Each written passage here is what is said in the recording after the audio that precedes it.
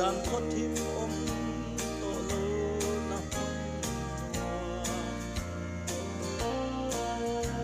lung ngày chung riêng tổ lô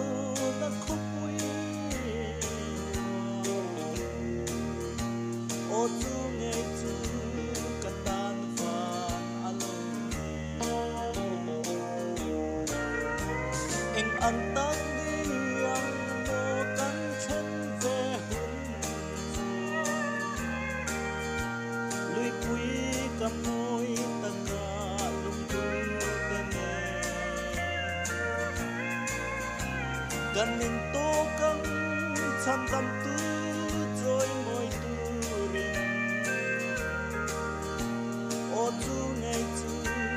cả tan phàn ani ang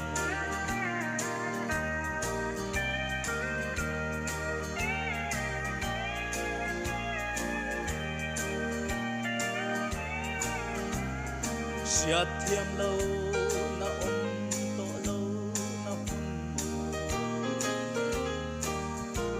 lung rual lâu na ata zalen na phun tu thin lai ma kan in liam tu lâu na phun o tu ngày chu ka tan van ani anh ăn tắc ni ăn mô cắn chân về hôn chùa